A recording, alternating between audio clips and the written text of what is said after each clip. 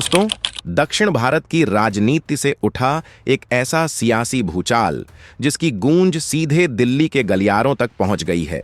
कल्पना कीजिए उस दृश्य की जब तमिल सिनेमा के थलपति यानी सुपरस्टार विजय ने राज्य के मुख्यमंत्री पद की शपथ ली, लेकिन कुर्सी पर बैठते ही उन्होंने अपने पहले संबोधन में कुछ ऐसा कह दिया जिसने दिल्ली में बैठे नेताओं की नींद उड़ा दी है। उनका यह सख्त रुख महज एक बयान नहीं, बल्कि सीधे तौर पर शक्तिशाली मोदी शाह की जोड़ी को एक खुली धमकी माना जा रहा है। आखिर मुख्यमंत्री विजय के इस आक्रामक तेवर के पीछे की मास्टरमाइंड रणनीति क्या है? आइए उत्तर बनाम दक्षिण के इस भयंकर सियासी महासंग्राम को आज गहराई से डिकोड करते हैं।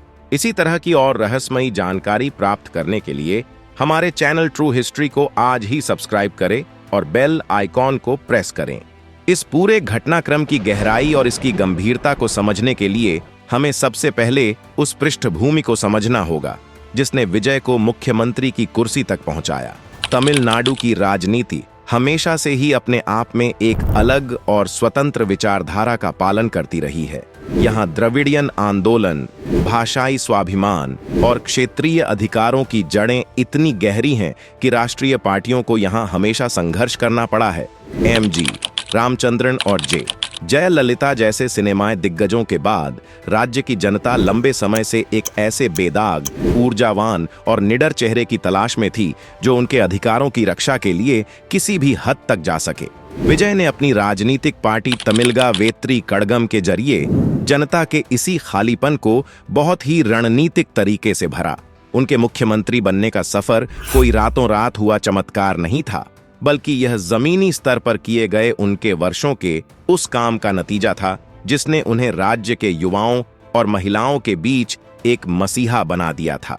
जब उन्होंने राज्य की सत्ता संभाली तो लोगों को उम्मीद थी कि वे एक संतुलित और शांत कूटनीति का रास्ता अपनाएंगे, लेकिन अपने शपथ ग्रहण समारोह के तुरंत बाद ही विजय ने यह स्पष्ट कर दिया कि वे एक पारंपरिक राजनेता की तरह समझौते की राजनीति करने नहीं, बल्कि अपने राज्य के हकों को छीन कर लाने के इरादे से सत्ता में आए हैं। उनके इसी इरादे ने उस महाविवाद को जन्म दिया जिसकी चर्चा आज देश के हर नुक्कड़ और चौराहे पर हो रही है। राजनीति में शब्द ही सबसे बड़े हथियार होते हैं और मुख्यमंत्री पद की कमान संभालते ही विजय ने अपने शब्दों के तरकश से वो तीर निकाले जिसकी उम्मीद दिल्ली में बैठे रणनीतिकारों को बिल्कुल नहीं थी। मुख्यमंत्री के तौर पर अपने पहले संबोधन में विजय ने राज्य के स्वाभिमान और संघीय ढांचे की वकालत करते हुए जो आक्रामक तेवर दिखाए, उसने सभी राजनीतिक पंडितों को सन्न कर दिया। उन्होंने स्पष्ट शब्दों में कहा कि तमिलनाडु अब किसी भी बाहरी दबाव या दिल्ली के फरमानों के आगे सिर नहीं झुकाएगा। उनका यह संबोधन सीधे तौर पर केंद्र सरकार की उन नीतियों के खिलाफ था जिन्हें राज्य की जनता लंबे समय से अपने ऊपर थोपा हुआ मान रही थी।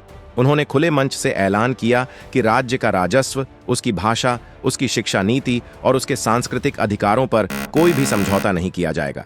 हालांकि उन्होंने किसी भी असंवैधानिक शब्द का प्रयोग नहीं किया, लेकिन उनके वाक्यों की बनावट, उनकी शारीरिक भाषा और उनके तेवर इतने सख्त थे कि राजनीतिक विश्लेषकों ने इसे सीधे तौर पर प्रधानमंत्री नरेंद्र मोदी और गृह मंत्री अमित शाह की कार्यशैली के खिलाफ एक खुली चुनौती और धमकी करार दिया। विजय का यह रुख स्पष्ट कर रहा था कि वे अब तक के मुख्यमंत्रियों की तरह केंद्र से अनुरोध नहीं करेंगे, बल्कि अपने राज्य का हक मांगेंगे नहीं, बल्कि लेंगे। अब सबसे बड़ा और जायज सवाल यह उठता है कि आखिर सत्ता में आते ही विजय को इतना कड़ा और आक्रामक रुख अपनाने की जरूरत क्यों पड़ी? इस सवाल का जवाब तमिलनाडु और केंद्र के बीच सालों से चले आ रहे नीतिगत और आर्थिक विवादों में छिपा है। अर्थशास्त्र और राजनीति के जानकारों के अनुसार इस टकराव की मुख्य रूप से 3 बड़ी वजहें हैं।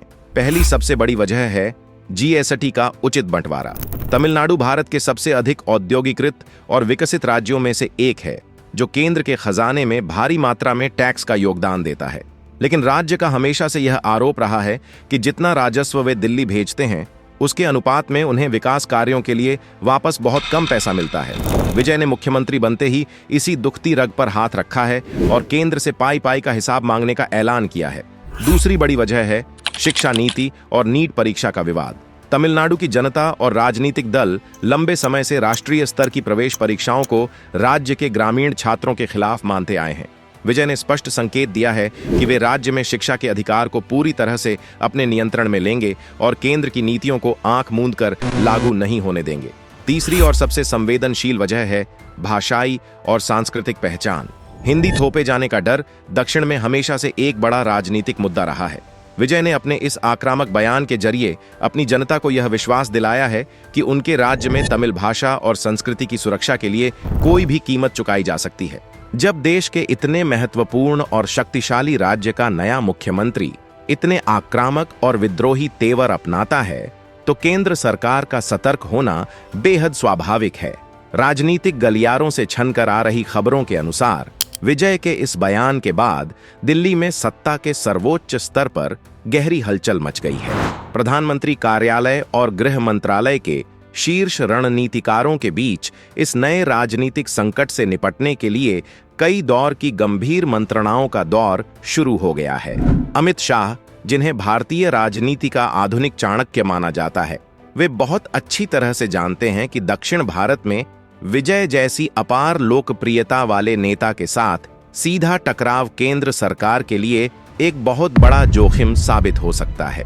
अगर केंद्र इस मुद्दे पर कोई भी दंडात्मक या सख्त कदम उठाता है तो विजय इसे तमिलनाडु के स्वाभिमान पर हमला बताकर जनता की पूरी सहानुभूति बटोर लेंगे।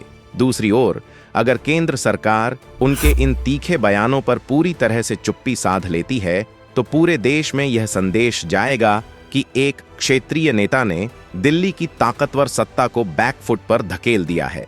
केंद्र सरकार के लिए यह स्थिति किसी दोधारी तलवार पर चलने से कम नहीं है। दिल्ली अब इस मामले में वेट एंड वॉच यानी रुको और देखो की बेहद सतर्क कूटनीति अपना रही है।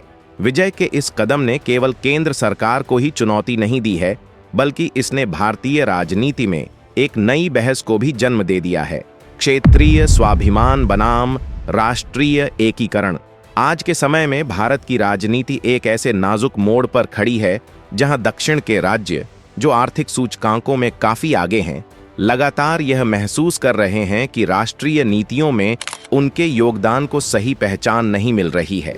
विजय ने इसी असंतोष को अपना राजनीतिक हथियार बना लिया है। उन्होंने अपने इस कथित धमकी भरे बयान से भारत के बाकी क्षेत्रीय क्षत्रपों और विपक्ष के नेताओं को भी एक नया रास्ता दिखाया है। वे यह स्थापित करने की कोशिश कर रहे हैं कि एक मजबूत राज्य ही एक मजबूत देश का निर्माण कर सकता है और इसके लिए राज्यों को केंद्र का मोहताज होने की जरूरत नहीं है। विजय का यह आक्रामक राष्ट्रवाद और क्षेत्रीय गौरव का मिश्रण उत्तर भारत की उस राजनीतिक शैली को सीधी टक्कर दे रहा है जहां मजबूत केंद्र की वकालत की जाती है। यह वैचारिक टकराव आने वाले समय में देश के संघीय ढांचे की एक बहुत बड़ी परीक्षा साबित होने वाला है। राजनीतिक विशेषज्ञों का एक धड़ा विजय के इस कदम को उनका राजनीतिक दुस्साहस और कच्चापन मान रहा है।